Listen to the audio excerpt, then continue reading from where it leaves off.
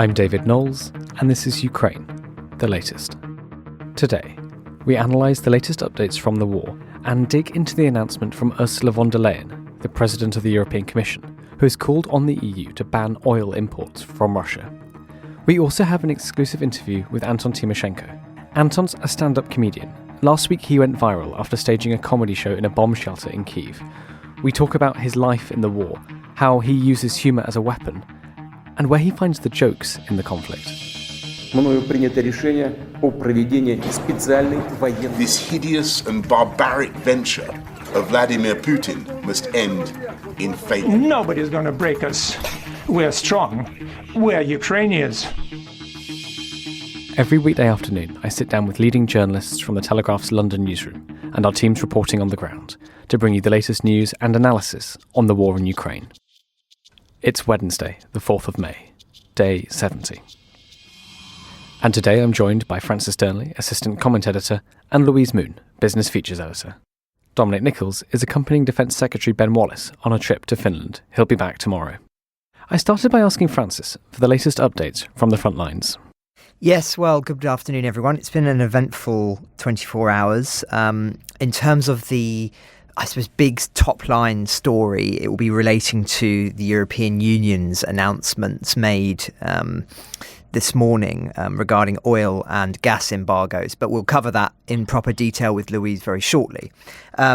But in terms of other stories, we've spoken many times on this podcast about Mariupol, the city of Mariupol, which Putin claimed after many weeks to have finally fallen last week, has now, we were very concerned that there were still many hundreds of people left trapped in that city. The story today is that 156 people who were in the steel plant there, hiding in the tunnels, are now have been safely evacuated. President Zelensky has said that they are women and children and have been in the shelters for more than 2 months. And he said that these people are completely safe and they will get the help that they need. I think the significance of this is obviously, on the one hand, the humanitarian, that these people would have been going through incredible, unimaginable suffering in those tunnels whilst the Russians have been bombarding them. You can imagine very little food, very little water for, as I say, 2 months. But I think the other element of this, and the reason that this is, I think, significant in terms, and why President Zelensky was making remarks yesterday about it in his evening address, that it shows that Mariupol has not yet completely fallen, that there are still people who are and soldiers who are holding out there, and it just underlines the fact that that despite what the Russian propaganda machine has been saying, that the war in Mariupol rumbles on, and that this is not territory that the Russians have completely taken, despite what the Kremlin may be saying. Thanks, Francis. Would you comment as well also on this diplomatic, I mean, it's far bigger than a spat, but between Russia and Israel? A spokeswoman for Russia's foreign ministry today claimed that Israeli mercenaries were fighting alongside the far-right Azov regiment in Ukraine. This has rumbled on for a few days now. What's the significance of this? Well, in essence, one of the propaganda arguments that the Kremlin have been pushing since the beginning of this conflict is that this is a liberational war in an attempt to defeat the far-right Nazis, to quote Putin himself, who have taken over large parts of Ukraine. Drug-addled Nazis, I believe, was the term that he used to describe these people. Now, it is true to say that there are far-right elements within Ukraine, the Azov battalion being one of them that will use Nazi insignia, etc. But I think the reason that this can be, it's being used as a tool to justify the invasion, when in fact one could argue that there are actually far larger numbers, is the percentage of the population, say, of people we would define as far right in many other European nations. Perhaps one could even say Germany and France. So it is an excuse for this war, although in no way is meant to undermine the significance of the fact that there are any Nazis at all, which there clearly are people who are sympathising sympathetic to that worldview in Ukraine. But yes, as you say, this has caused a diplomatic row because as things escalated yesterday, this spokesperson claimed that the Israelis, the Israeli mercenaries were fighting alongside this far-right regiment in Ukraine. And it got so bad that Sergei Lavrov, the foreign minister for the Kremlin, suggested that Adolf Hitler had Jewish blood. And that, this effectively shouldn't come as a great surprise. I mean, obviously, it's appalling, incendiary rhetoric, and one that Israel has condemned in the strongest possible terms. But I don't think we should be surprised, given the nature of the propaganda that the Kremlin has been now putting out since the beginning of this war, where truth is willing to be sacrificed for any perceived gain. And clearly, as situations become increasingly desperate from the Russian perspective, they are continuing to parrot this line about Nazis in Ukraine and that they are doing the right thing in attempting to liberate the country from these individuals. But as we can say very comfortably from analysing this, since the conflict began, this is not a significant threat in Ukraine in the way that the propaganda machine is seeming to make it out to be, and we should be sensitive to that. Just a couple of other things I think we should touch upon before bringing in Louise. The Russians claim that they've hit some electrical substations in Lviv, and they also claim to have attacked and damaged railway stations that they say are being used by the Ukrainians to transport weapons from NATO. What can we say about these claims? Well, they are claims at this stage, although quite fair. It would appear that there may well be some truth to them. Of course, one of the major challenges from the Russian military perspective has been to try and weaken the support that NATO has provided. They've tried to do that diplomatically by dividing the West, which has obviously failed. But they've also been trying to do that militarily by, as I say, stopping railway lines, attacking centres very near the Polish border at the beginning of the conflict where foreign soldiers and munitions was gathering. So I think it's fair to say that wouldn't be surprising if these claims happen to be true. The other thing that's just worth commenting on here is that there continue to be Russian forces that are building up around Azizium, but which is probably horrifically pronounced, which I apologise. But essentially, it speaks to the broader picture on the front line that Russia has struggled and is continuing to struggle to properly and adequately resource its soldiers across the whole front in the Donbass. They're finding it very challenging to sustain the war effort, and we've talked a lot about May the 9th being this sort of key date for which the Kremlin wants to be able to claim certain victories in that region. And looking at analysts thinking about the current situation, etc., they think it's very unlikely, really, that Russia are going to be able to claim to have liberated the Donbass or to have made any other major significant gains in that time, at least not by conventional means of warfare. There's been some interesting intelligence that's come out in the last 24 hours of certain Russian defectors leaving or former soldiers, former conscripts leaving the front line and have been interviewed as to just the poor quality of the weaponry, tanks that don't work, guns that don't work, and they're just not willing to fight in those circumstances. And it's leading supposedly to greater reluctance on the part of Russian forces to essentially be engaging in the kind of warfare, the kind of aggressive strategy that they did at the beginning of the war, which obviously had such a devastating effects. So part of it is an issue around morale, I think, but part of it also is this issue around the actual supplies that the Russians have. Which, as I say, is making it increasingly difficult to actually be capable of launching these kind of initiatives that they were able to do so early on in the war. That said, we spoke several times on this podcast around this issue around attrition rates. The attrition rates were believed to be incredibly high, around 20%, maybe even 30% in the Russian army in terms of the number of casualties, the losses, etc. And we were saying about how unsustainable that would be. That would put it on par of defeats suffered by the British at the Battle of the Somme, for instance, which severely hampered their operational capacity for months afterwards. But it does appear that those attrition rates are now falling as a consequence of this shift in strategy to less aggressive tactics. And as if that is true, then I think that we can expect this conflict to not sort of peter out in one big final battle, but for it to be a long, extended, attritional conflict, as the one perhaps we were not anticipating quite in the same way a few weeks ago, where we were talking about that there may well be a complete collapse in late May, early June.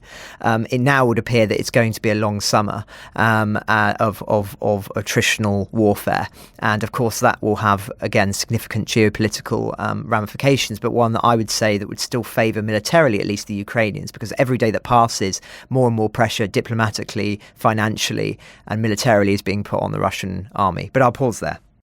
Thank you very much, Francis. Louise Moon, can we bring you in here? Let's dig into this news that the European Union's leader has called on the bloc to ban oil imports from Russia. This is the sixth package of sanctions targeting Moscow for its war. What's happening and what's the timeframe for this? Hi, David. Yes, so obviously on this podcast, we've spoken quite a bit previously about sanctions that have been imposed on Russia, whether that's financial or consumer sanctions or corporate boycotts, consumer boycotts. But one thing that Europe has steered quite clear from so far is energy sanctions because of their dependence on Russia. So the US and the UK, as we've mentioned before, have already banned Russian oil imports. But now, as of this morning, the EU has proposed this as well. So Ursula von der Leyen outlined the sixth round of sanctions against Putin, and these are now including energy. So the EU is preparing to roll out a phased ban on crude oil over the next 6 months, and then on refined products by the end of the year. So this will have, if this is done properly and if this is done as a bloc, then this will cut the Kremlin off from a market that takes 70% of its exports. So it is very hard to replace. And von der Leyen has admitted that it won't be easy.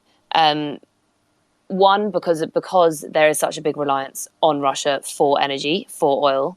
And so weaning off this comes at a cost, but it also comes at huge logistical changes to get other sources of energy, both domestically, ramping up supplies or getting that from elsewhere. But also it won't be easy because the bloc isn't united in this decision. So there are some divisions already. So this morning, both Hungary and Slovakia have said that they oppose sanctions. They've been granted until 2023 to cut off their oil imports, which is a year longer than the other countries within the bloc. But because they're both so heavily reliant on Russian energy, they obviously aren't exceedingly enthusiastic about these sanctions. The Hungarian government this morning has said that this threatens the country's energy security, and they have huge concerns about these bans. So that's the kind of general gist of what's going on in terms of how this has impacted oil. The prices has gone up even further this morning. So at one point this morning, it was up about 2.6% over $100 a barrel. And just kind of moving on from just the EU. So as part of this ban, von der Leyen has also said that the EU is looking at targeting the ability by the Kremlin to sell their products everywhere globally.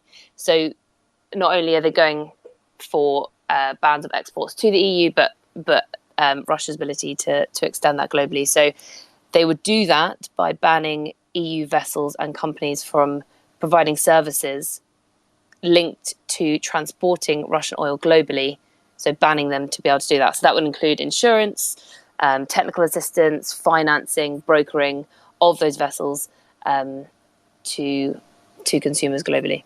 So that's the updates and how that stands this morning. Thanks. So just to be clear, Louise, so that would mean that European countries, if this is passed, wouldn't buy oil, but equally they wouldn't allow their own, as you said, their own ships or supply lines or whatever to be used to transport the oil as well.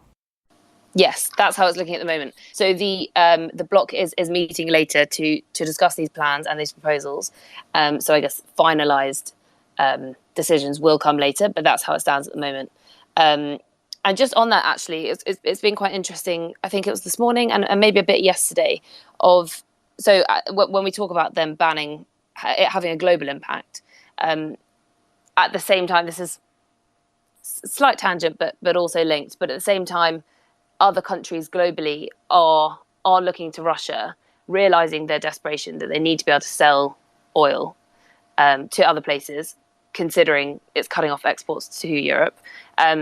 And they're going to Russia for massive discounts. So India is one example. So it's been reported that India is pressuring Russia for steep discounts on oil purchases. They're wanting to get cargoes at less than $70 a barrel. And China is another one, reportedly buying Russian oil for a lot cheaper. So the Financial Times reported that China's independent oil refineries throughout the war, they've been making deals with Russian suppliers, but they haven't been reporting them. Whereas publicly, China as a country and its state-owned firms have halted new contracts. So while it publicly is saying, no, we're not buying any more Russian oil, reportedly, its independent oil refineries are getting it, but at cheaper prices. So it all ties in together. So Russia, if this goes through later today, then Russia will lose a large chunk of its exports, its biggest chunk as far as I'm aware of its oil and energy exports. And then at the same time, while it might be trying to find new customers, they are wanting it at a cheaper price. So it's cutting off essentially massive amounts of financing for the Kremlin, and one of the largest, or I think the largest source that hasn't already been stemmed so far. If I could just jump in on China, I think we've spoken, as I say, a lot about on this podcast about the Chinese position since the war began, and there were concerns very early on that they may well be poised to help Russia in the war in Ukraine, not least by perhaps providing military support, but particularly economic support. And of course, whilst they have not by any means stopped supporting Russia in relation to energy, as Louise was just talking about, I do think it's significant that China has not done what it was initially seemed primed to do. It is not providing that extra economic and military aid, and it does make the likelihood of that long war scenario increasingly unlikely, because you imagine, as Louise was describing, that the energy issue is going to become more and more acute long term for Russia. They are not receiving that geopolitical support from one of their major allies, China, particularly not militarily, which, as I say, would have been hugely significant and very concerning. So I think it's just worth making that point that this is that we talk a lot about what has happened and what is happening on this podcast, but actually just as significant because things that haven't happened, the support that hasn't been provided by countries like China, and I think that the real significance of that may be something that we can't measure in weeks or months, but perhaps in years. Thanks, Francis. Before we move on, Louise, just a couple of questions from me, I think. Just can we put this threat in context? I mean, would an oil ban from the EU be fatal to the Russian economy, or is it just a very, very bad body blow? Would they be able to recover if they can find new markets? I mean, as you said, it depends on if they can get new markets. So I think it was prior to the war, Russia and China did make a deal, and a pipeline was started to be built between the two. And there is kind of talk of them turning more in that direction to sell their oil. But as it stands, pretty much all their pipelines travel towards Europe, and they've really built up that market, and they do rely on Europe. So yes, in answer to your question, it would have, enormous ramifications financially, and it will cut off, as I was saying earlier, their main source of funding at the moment. And already the Russian economy is as everyone who'll be listening is aware, the Russian economy is is crumbling, essentially.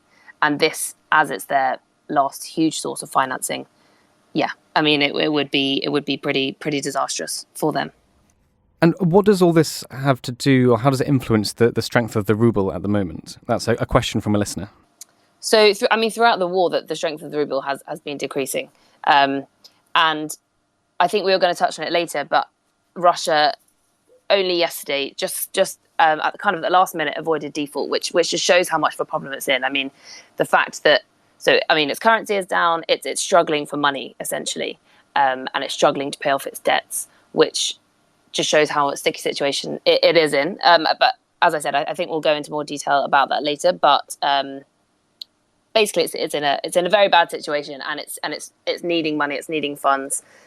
So as Francis has touched upon, and as you touched upon it, I mean, it will be needing new customers essentially, and links elsewhere globally. But just before we move on to that, can I ask, do we have a sense from the European countries about where exactly they're looking for their new energy markets? Are they generating it themselves? Are there obvious willing sellers to Europe at the moment? Have they been identified? Yeah, so one thing that's been talked about a lot is that they are a lot of countries in Europe and also the UK is doing this, is trying to ramp up its own production. So whether that be nuclear, some are turning more towards, inverted commas, dirty energy, so ramping up or turning back to coal, delaying turning off or delaying the halting of coal produce. So ramping up domestic supply is one. Another thing that has been kind of floated, whether or not this will happen, is getting more energy from America, which, I mean, logistically, that will be something that potentially comes down the line, but that has been something that's been spoken about. So I think that the key focus is domestic and trading within Europe, and then America is also an option as well. Thanks very much, Louise. Francis, did you want to come in there? I just had one point to make about the ruble, which is that the Russian economy has, as Louise has been saying, has been going through considerable ruptions since the war began, particularly in the early days of the war.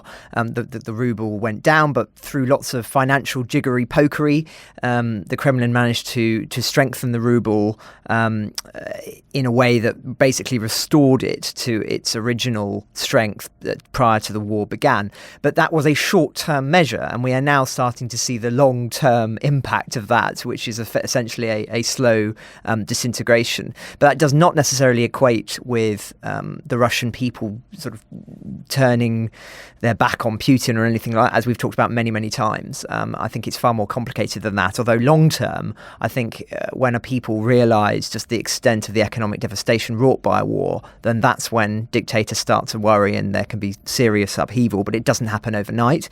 Just one other point that I wanted to make about the European Union issue. Of course, what they've said today is very welcome.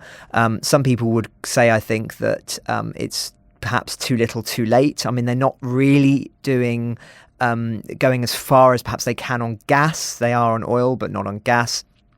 And I think generally, we should be framing this in the context of a broader point about the European Union, which is that it has clearly tried to position itself since the war began as a major, and of course longer term, as a major geopolitical player, not only within the continent, but also around the world. This sort of idea of an expanded federalism, a United States of Europe, etc. This is something that is genuinely believed within the Commission. Now, of course, Brexit threw a spanner in the works with regard to that. But I think that, broadly speaking, this is yet another example of a crisis, perhaps like the migration crisis, the refugee crisis of 2015, where the European Union had a golden moment to really show to the many peoples of Europe why it was there. But actually, it's really been so slow getting out of the gates in terms of what it could have done to support Ukraine initially. Think of the scepticism of Germany, of course, one of the major powers within the European Union, France's mishandling around Minsk, etc. It's been a very, very slow and rather languid approach. And I would just make the comment that I think if, we had truly been relying on the European Union for a response on this in the way that many people within the European Commission would like us to, then I don't think Ukraine would have been able to put up the resistance that it has, having received the support from Czech Republic, from Poland, and of course from Great Britain in terms of military support. If we had been seeking, much as with the vaccine programme here in Britain, if we had been seeking a unified approach to this from the EU, then it is, I think, very likely that Kyiv may well have fallen and this war would have taken a very, very different shape. So unfortunately, as ever, with a very large bureaucracy on the size of the European Union, it can be effective, but it happens very, very slowly. And that can have very long-term damaging effects. And I do not think, whatever the announcements that have been made today, I don't think that this is a great moment for the European Union. And I think this war has shown yet further cracks in the edifice of what we call the European project. And sorry, David, just to add to that, add to what Francis is saying, that one of the main criticisms of this ban today is that the bloc has been moving too slowly, as Francis said. And interestingly, so the energy sanctions today have been the thing that's been most focused on, but it has come as part of a wider package of sanctions. And one of the other things is that more banks have been sanctioned, which, again, nodding to what Francis is saying, looks great in the sense that the EU is going to ban Russia's largest lender, Sberbank, from the SWIFT international payment system, and a couple of others as well. But at the same time, that comes after, I don't know, weeks, maybe I'm not sure the exact timing, weeks, maybe a month or so after it put sanctions on other lenders. And at the same time, these sanctions don't come with the full extent that came with other lenders. So it's not a full asset freeze, which happened to other banks. And it also hasn't targeted Gazprom Bank, which is a crucial for Europe to make, or other countries to make gas payments into Russia. So as much as this is, new sanctions, and that's great, one, it's come quite slowly, and two, it's not necessarily as strong as it could be. Sorry, just one final word on the ruble. I know many people will be looking, no doubt, at the exchange rates and saying, well, actually, the ruble looks very strong. It's important to say that, yes, it may look strong on the surface if you're looking at it just in terms of exchanges and its strength on that metric. But what we're talking about here is the long-term stability, which is measured by far more complicated algorithms and things like that. And there is where it starts to look very, very fragile indeed. And this sort of long-term decline that we're talking about by those metrics is something that I think will be very much playing on the mind of Vladimir Putin. So I just wanted to clarify that point for anyone who's looking at their exchange rates and thinking, but the ruble looks quite strong to me. It does on that metric, but not on many others. Thank you very much, Francis. Thank you, Louise. Let's keep on economics and talk about the big story from yesterday, which is that Russia appears to have dodged its first foreign debt default. Louise Moon, for those of us who are not business journalists, can you unpack this a little bit? What happened and why does it matter? Yeah, so this happened yesterday. So as you say, Russia dodged its first foreign debt default in a century. As we've explained before, so a default is essentially bankruptcy. In simplified terms. And the reason it's important is one, it's essentially a country going bankrupt, but also it harms the country's future reputation with investors and makes it harder and more expensive for them to then tap into markets in the future. So what happened yesterday was that investors began to receive overdue payments on two bonds that initially they were due in early April. And what happened then was that Russia attempted to pay in rubles. This was blocked by the US Treasury. And therefore, Russia entered a 30-day grace period where it wouldn't go into default, but it had to make those payments by the end of those 30 days. And that 30-day grace period was due to end today. And if it hadn't paid by today, then it would be defined as defaulting. And investors, so all that happened. So on Friday, Russia made a U-turn essentially, and it started to use its domestic US dollar stockpiles, so piles of US dollars that it has to make those payments. They started to go through the system, and investors started to receive them yesterday. So that shows. So in a sense, it's good for Russia, but at the same time, because it hasn't been able to pay in rubles, it means that it's used up its domestic reserves, which it needs to fund its war. And so actually it's seen as quite a U-turn for Putin, who'd been demanding payments in rubles. So that's what's already happened. And now in terms of going forward, there are a series of kind of crunch moments, you could call them, to continue to avoid a default. So its next payment is due on May 27th. And so that will give us another indication essentially of how the economy is doing and if they can afford, in a sense, to avoid a default.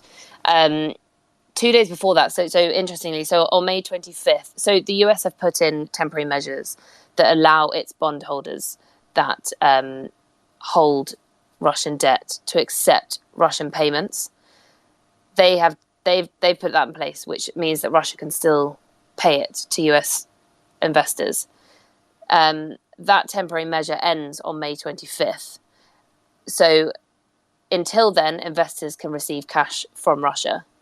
But that is technically meant to end on May 25th. So it's unclear what will happen when more payments are due on May 27th. On that temporary measure, though, I mean, it's unclear what will happen, whether that will end or whether that will be extended. And that essentially can be seen as a sanction that the US could implement and that it hasn't implemented yet, that will harm the Russian economy, that will stop it being able to make payments on its debt. So that's essentially one to watch. So May 25th, whether or not the US will extend that, which means that its investors get money. 2, the US that Russia can continue to pay on its debt and stem up and allow its economy not to default. And so, yeah, whether that decision will be made, whether it will choose essentially to put another sanction in. But as it stands, Russia has avoided its first debt default, which has been closely watched, and it will continue to be closely watched in the coming weeks. So May 27th is the next payment. Just to say that the last time that the Russian state defaulted internationally was in 1917. So this is the Bolshevik Revolution. So a date that certainly will be in Putin's mind is not one that you would want to echo or imitate. Thanks both. Just to finish up our discussion on economics, I mean, we've gone really into the weeds, I think, and into the detail, which is great. So thank you very much, Louise and Francis, for that. Could we just zoom out a bit and, just pull together some of our thoughts? I mean, what at this stage in the war, what is the strength of Russia's economy? How could we summarise that for listeners? Well, I would just underline what Louise was saying earlier on, that the long-term picture is that this has been economically calamitous for Russia. Whatever one may see it in the ruble numbers now, the long-term prospects are not good. This has been a fundamental shift in terms of how Russia is viewed as an economic entity from the international business community. Just think about the reputational damage now that many firms will risk if they invest in Russian companies, if they have offices in Russia, if they have shops in Russia. Think back to the mass withdrawals of Western companies in the beginning of the war. That has a big impact. This is all leading to a greater economic and cultural isolation for the Russian state. And in a globalized economy, that has very, very severe ramifications for your long-term prospects. Not only Putin's prospects, but also in terms of what options innovationally Russia has. We've spoken in the past about another of the major consequences of this economic drain is many, many people, young, educated, business, middle class, we would probably articulate them as that. People have left Russia with those businesses or as part of those companies moving offices to other European nations. And as a consequence of that, hundreds of thousands of these kind of people have left. These are the innovators. These are the people that you cannot afford to lose when you are facing long-term isolation. Of course, during the Cold War, as I've made this point many times, so I know I keep banging this drum, but during the Cold War, it was very difficult for these people to leave. They were effectively forced to serve the state. Putin has not taken that approach. Putin has welcomed these, I suppose he would sell them as traitors, and indeed has done so. He has welcomed them to leave. But this is not a wise strategy long term, because ultimately when you lose these people, they are not easy to replicate, and it will have big ramifications on the long-term durability of the economy. That said, however, and again, I know I've made this point, when you lose hundreds of thousands of perhaps West-leaning, bilingual sympathizers to the West, it makes it also much more difficult for them to form a bloc that will challenge the direction of the Russian state as it is under Vladimir Putin. And it may well be that actually Putin's position, strange as it may seem to us, is strengthened in the short term by what has happened with this brain drain and by this economic collapse, or in this long-term, at least, economic severe situation that he's faced with, because ultimately it plays into a narrative that he's been sowing now for many, many years, which is that the West is out to get us. They will do what they did in the 1990s at the end of the Cold War, which is they will not give us the assistance we require, and they will trigger these, deliberately try and undermine our state, and this will ultimately perhaps play into his hands and into that narrative. So it's a very complicated thing when we're thinking about it in this long-term way that you've described us to do. But I think it's very helpful and very important to do that, because we should be very sensitive to the ramifications of a severe economic collapse, or at least shrinkage in the years to come, because it will impact our world, and perhaps not in the ways that we might anticipate them. So yes, but I'm sure Louise has got a lot to say on this. Sorry, actually, I will just jump in just on the end. As you say, the economic ramifications. So, I mean, Russia already is predicted to go into recession. I think it was a 2-year recession it's predicted to go into. And obviously, as you say, you can talk about all the overarching economics of it, the oil ban, the default, it going into recession.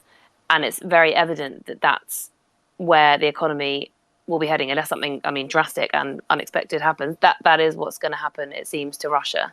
But as Francis was saying, there are global ramifications of that. It's not just Russia that will be hit. It's the UK, it's Europe, it's America, it's everywhere, because it shows how intertwined the economy has become and how dependent we are on one another. And it's really highlighted that. And the fact that we are talking about an oil ban, and the fact that the UK has already said that it will do an oil ban, even though we should highlight it is less reliant on Russia for energy. But it's all very intertwined. It will affect the economies, as it already is in the UK and in Europe. It's adding to the cost of living crisis. And so, yeah, essentially, the ramifications are global, and they are long-term, and they are massive for the economies, essentially. Thank you very much, Louise, and thank you, Francis. Just before we finish, I feel like we're just starting to run out of time. Can we step away from economics a bit and talk about Boris Johnson's street in the south of Ukraine? So this is in reaction to the news that Boris Johnson gave an address to the Verkhovna Rada, to the Ukrainian parliament yesterday, and residents on a certain street in the south were celebrating. Francis, tell us about this street. Why is it special? Yes, well, many listeners will be familiar with this sort of tradition of countries naming children and naming streets after political leaders who have seen to have been supportive of that country, particularly in times of conflict. I remember that Tony Blair and Bill Clinton both had a lot of children named after them for their support during the Kosovo crisis and the Bosnian War. Indeed, I think about 10 years later, Tony Blair actually met 10 or 12 children who had been named after him, so which must have been rather surreal. But yes, in terms of this particular story, we've got a dispatch in the paper today, so I'd point readers to read it, and it's quite a long piece with video as well, but this is so there's more to it than what I'm just saying here. But yes, it describes this street that has been named Boris Johnson Street. in the town of Fontanka, and it was a vote by the town council 2 weeks ago in thanks for Britain's military support in the war. And there's some wonderful quotes in the article which are very revealing, I think, about what they think about Britain and also particularly about Boris Johnson. I'll read one because I think this it's both humorous but also quite revealing. So, quote, Winston Churchill too was considered a freak in his day, drinking brandy and smoking cigars all day. And so is Boris Johnson. But that is why I like your Prime Minister. His lack of care for how he looks is the expression of a free man, just as the Western rock musicians I grew up listening to were also free in their souls. I mean, it's sort of a remarkable statement, that, I think, and I think it speaks for itself, really, is that it's seeing sort of in Boris Johnson, in Britain, this sort of freedom as articulated, particularly you'd read that kind of phrase, I think, in the Cold War, yes, it's sort of both humorous, but also, as I say, I think rather moving in a way. And I'm sure that, assuming that the war does end during Boris Johnson's premiership, which, of course, given his current challenges, is by no means guaranteed, I'm sure that we will see the Prime Minister visit this street at some opportunity. It's just too good a story not to, I think. Thank you very, very much, Francis. And I think that's probably our time for today. So if either of you have any thoughts on what's coming this week, what we should be looking for, do say now.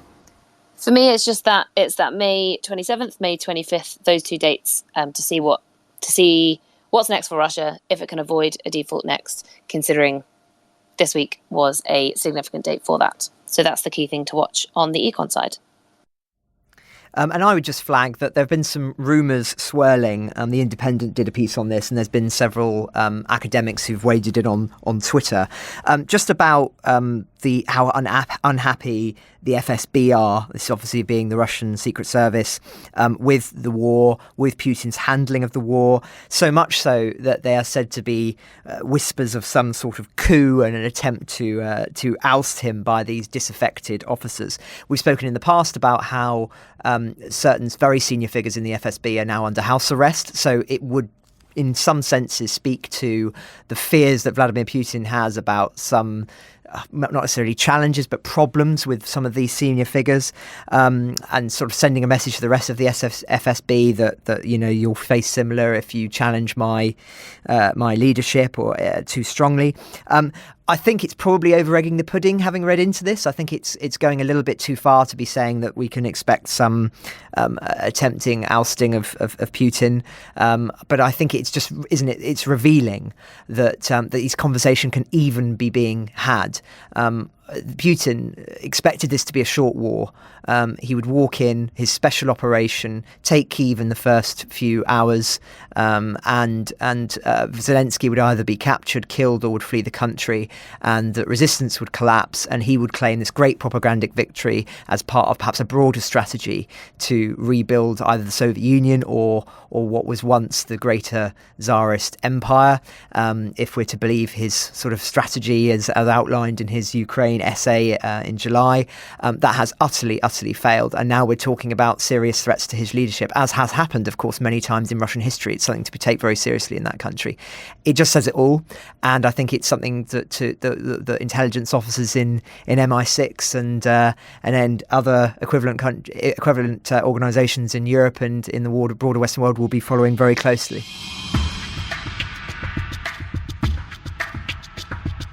Anton Tymoshenko is a Ukrainian stand-up comic. Last week, he and his friends put on a show in a bomb shelter in Kyiv. Yeah, this is our comedy cellar in Ukraine. Look like this. Like all my country in cellar now, to tell the truth. Because of bombing and rockets, all this stuff. So it's really easy to find audience for stand-up because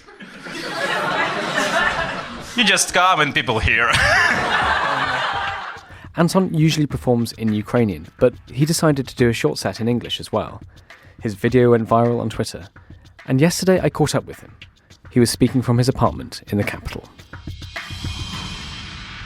My name is Anton Tymoshenko. I'm a stand-up comedian and comedy writer from Ukraine. I'm 28 years old, and I didn't expect that my stand-up expand so much on the world, so many retweets from the world. I have been doing for stand-up like 8 years probably. In this stand-up, I'm talking about why people need to be involved in politics, why it's so important, and now people understand better what I'm talking about. So talk to us a little bit about the first few weeks of the war. Where were you? What happened to you? I was here in Kyiv. My friend called me at 5 a.m., yes, in the morning, and said that Russia attacks, and I go to internet to check the news because I don't believe my friends. I believe BBC, for example, and I check that, yeah, Russia attacks, full-scale invasion, and I go in shelter. I went in shelter to my friends. Yeah, this can be part of the joke that when you understand that it's a war, like war begin in your life, I started to think what I can use to fight, what kind of weapons I had in my house, in my flat. And I was like the Bruce Willis in the Pulp Fiction scene, where this scene in this shop with this rough gay guys, you know, when he tried to choose the weapon. He'd take like hammer. Okay, that's not good. This for something similar for me. I took knife and thinking a knife is not okay. Maybe hammer. I'm not sure about that. And I take a knife and gas spray. That's so ironic. Try to destroy Russia with a gas. Russian soldiers with a gas. I went to shelter and I live in shelter like a month. Probably I lived in shelter with my friends, so I decided to help like a volunteering stuff, finding food, aids, and ammunition, where what we can buy. I lived like a spider, like always in the dark, in the underground, and sometimes I go on the street to grab some food and some aids for my army. I was afraid like first 2 days. I was really afraid what will going on, but then I understand that I become part of the bravest nation in the world, because you started to see this video how our army like kick Russian asses and a lot of videos, and you start to understand that we can fight with them and we will not retrieve. And I'm so thankful for my army and for all the guys who in our army, all the girls who in our army. So tell us about the comedy in the bomb shelter. How did that start? We also have a nice joke about first weeks about war. This joke of my colleague from stand-up, Sergei Afonsky. Really nice. Do you know this app Shazam? Shazam helps to understand what kind of music. Yeah, to guess the music. Yeah. He said that we need a special Ukrainian Shazam app that help to understand what kind of rocket hit your house, like by the sound. This is Iskander. Yeah, this is like flying rockets, like different types of rockets Russian had. It was not so difficult because in Ukraine, like we had a couple of cellars before war where we organized when we hosted our stand-up stuff. But we don't understand what time we can start. And when the Russian troops a little bit retrieved from Kyiv, we decided to try did some comedy events to collect money for our army, because we understand that we need to collect donations, and people already spent a lot of money, and now to make them spend money more on army, you need to do something interesting. So we decided to do stand-up, and we just find the deepest cellar we can. This is not so difficult when you have a war to find a place for a comedy. You just choose the deepest one, and the one was not bombed. So yeah, this is all the... How did you find the inspiration for your jokes, and how do you find the humour in the war? Oh yeah, that's really easy.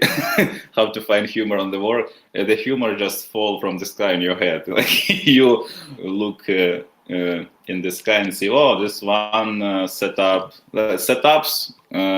just flying from the Russia on your country, and your punchline probably is just your kind of response of attacking in your country. Like, it's my weapon, my punchline is my weapon, so I just take Russian setups like Russian rockets and punchline with my attitude. Like first day it was difficult to joke, like first weeks it was difficult to joke, but then when I started put some funny tweets on Twitter or on Facebook or Instagram, people start to say that that's really nice and it's really helped them to go further in this situation. And I start to think, well, probably people need this kind of jokes and funny stuff. This was one of the Russians' plan. It was Putin's plan to make us afraid of Russia. Like he decided to attack and take Kyiv for 2 days because he thought we'll be afraid of all these Russian armies. But we decided to laugh in his face, and I think this is the best tactic in war. Like when you're not afraid of your opponent, when you can just laugh from his very stupid propaganda, his very rough soldiers and all this stuff. So we decided to fight in way like this. And it helps, like when you understand that your joke is not only a joke, but also is a part of informational army. Like we can say we have IT army in Ukraine, we have usual army, volunteering, and also informational army who fight with propaganda, all this stuff. So I started thinking like that, and it helps you to move.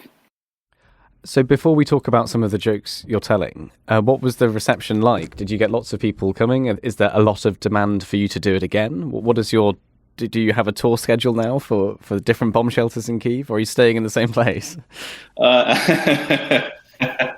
Tour schedule in cellars, yeah, this will be nice. No, I don't have.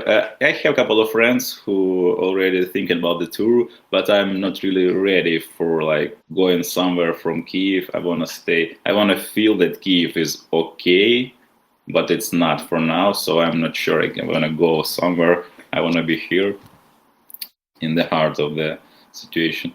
People were very surprised because they didn't expect I'll do in English something. This was my first. Okay, my plan was like this. I decided to write some material in English and check it for first time. Just check what kind of material is good for people, what kind of bad I need to cut, what the reaction, how can I remember all this stuff. And it was like the first repetition, this video. And when we filmed it, I understand that it's not so bad. Like people like it, people understand most of the jokes. If you're going to refilm it, like in a week, it takes a little time. And when you live in wartime, you start to think that's not so important to make something perfect. You need to do just something normal and not to die. So I decided, well, I'm still alive. Probably I need to post this stuff as fast as I can because maybe in a week I will not have a chance to host a stand-up. So I decided that's fine. Just do like that, and we will see. People were very surprised. A lot of people came after the show and say that they really proud that Ukrainian comedians can speak in English. So I feel really, really happy about that. Can you give us a few jokes? What's in your set at the moment in English for our listeners? I rent a flat in Kyiv. I rent an apartment, and so now my owner said I need to pay. I didn't pay for the last 2 months because you understand why. But now she said, well, life is a little bit better, so probably need to pay me rent a half price. It's about $300 and full price $600 for a month. And just a couple of days ago, the Russian rocket hit the house just around 900 meters from my flat.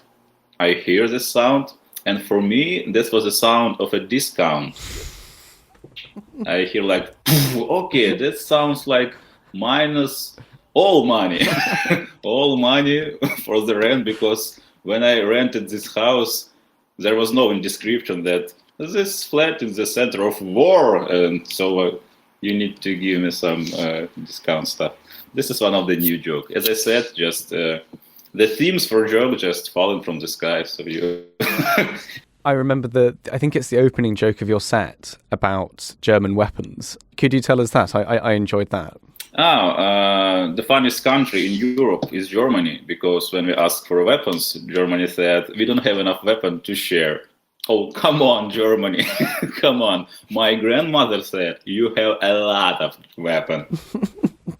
You have a comedian president, and you're a president who was a comedian, and you're a comedian as well. How does that make you feel? Somebody who does your job is leading the country. This is really funny. The most funny probably in this situation, how my moms feel about that, because my mom, she don't understand what I'm doing, like what stand up it means, what means comedy, right? And she just like classical mom who asked me, can you find a normal job, Anton? Just go to office, like get some insurance, all this stuff. And I said, Mom, I can make money on the jokes. And she said, why? And now I said, Mom, now you see that stand-up, this is a great stuff, because if you're a stand-up comedian, you can be a comedian, or you can just destroy other country. What can be the best? And Mom said, I'm not sure about that, but yeah, he destroyed Russia, but what about the insurance and your president?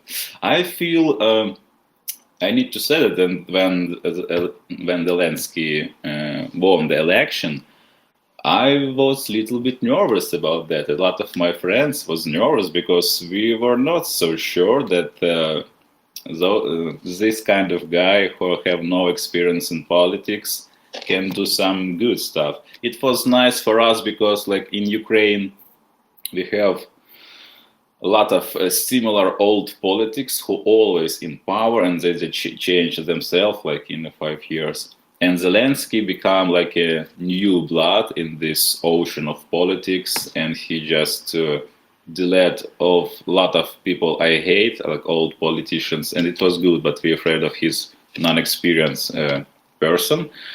But now, like everything changed because Zelensky now is the most popular leader in the world. As I know, social stuff in USA, Zelensky has more people believe Zelensky more than Joe Biden, for example. That's insane. And this is a guy who just tells jokes on TV, and now he said how we need to change United Nations system, and we just, wow, okay, that's really nice.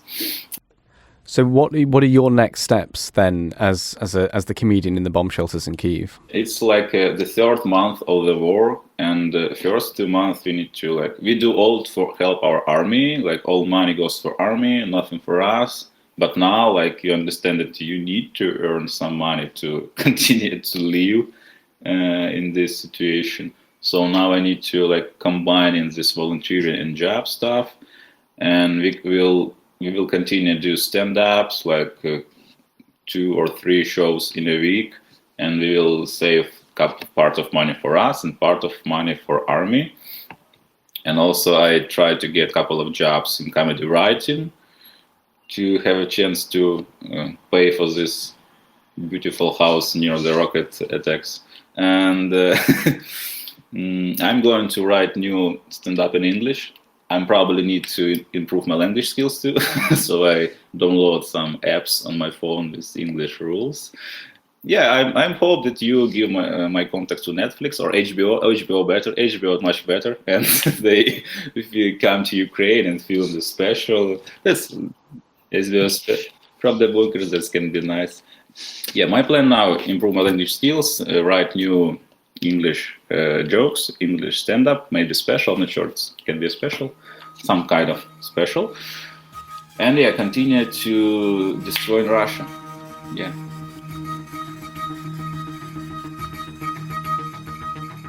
Ukraine the Latest is an original podcast from The Telegraph. To stay on top of all of our Ukraine news, analysis, and dispatches from the ground, subscribe to The Telegraph. You can get your first 30 days completely free at telegraph.co.uk/audio, or sign up to Dispatches, our Ukraine newsletter, which brings stories from our award-winning foreign correspondents straight to your inbox. Ukraine the Latest is produced by Louise and Giles Gear, and today on Twitter, Alice Hearing.